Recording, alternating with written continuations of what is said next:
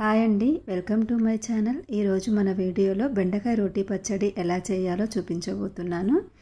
బెండకాయ అంటే ఎక్కువగా ఇష్టపడని వాళ్ళు కూడా ఈ రోటీ పచ్చడిని అయితే చాలా బాగా తింటారు. ఒక్కసారి ట్రై చేసి చూడండి.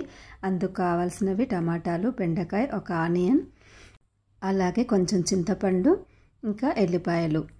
ఏ కూరగాయలైనా సరే కొంచెం ఉప్పు వేసి వాటర్లో కాసేపు ఉంచి కడిగేసుకుంటే చాలా మంచిదండి మనకి. దీనికి మెయిన్ ఇంగ్రీడియంట్ ఏంటంటే కారపొడి అండి. మార్చిన కారం అంటాం మేమైతే.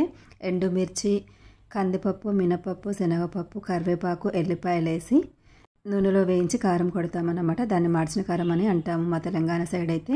ఒకవేళ ఈ కారం లేదనుకుంటే కొన్ని ధనియాలు, అలాగే కొన్ని మెంతులు, జీలకర్ర, ఎండుమిర్చి కొంచెం నూనె వేసి వేయించి అవి మిక్సీ పట్టుకోవాలన్నమాట. స్టవ్ మీద కడాయి పెట్టి అందులో కొంచెం ఆయిల్ ఎక్కువగానే పడుతుందండి. కొంచెం ఆయిల్ ఎక్కువ వేసి టమాటాలు, ఆనియన్స్, బెండకాయలు, కొంచెం చింతపండు అన్నీ కూడా ఆ నూనెలో వేసి కలిపి మూత పెట్టేయాలి. మంట సిమ్లో పెట్టయితే ఇవి మగ్గనివ్వాలి. చాలా తొందరగానే మగ్గుతాయి. తర్వాత కొంచెం ఉప్పు కూడా వేయాలండి. ఉప్పు వేసి మగ్గిస్తే చాలా మంచిగా అయితే అడుగంటుకోకుండా కూడా ఉంటుంది.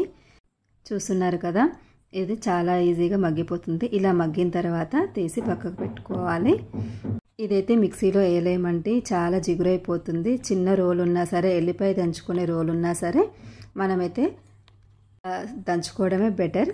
అయితే నేను ఇప్పుడు కారం ఉంది కదా, ఇప్పుడు వేయించిన దాంట్లో 2.5 స్పూన్లు అయితే నేను వేసి కలుపుతున్నాను. మొత్తం ఇందులోనే కలిపేస్తే మనకు రోట్లో ఈజీగా కలిసిపోదు కదా, అందుకనేసి నేను కళాయిలోనే కలుపుతున్నాను. చూస్తున్నారు కదా, ఈ చిన్న రోల్లో 2 టైమ్స్ వేసి మెల్లిగా దంచాలి. కచ్చా పచ్చాగానే దంచాలండి. చాలా మెత్తగా దంచితే జిగురైపోతుంది.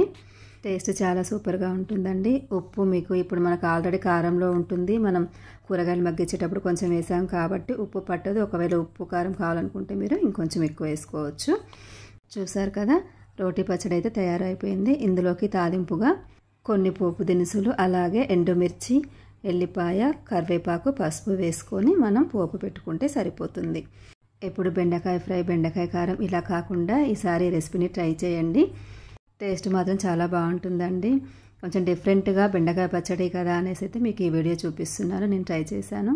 వీడియో మీకు నచ్చితే లైక్ చేయండి. Please subscribe my channel. Thanks for watching.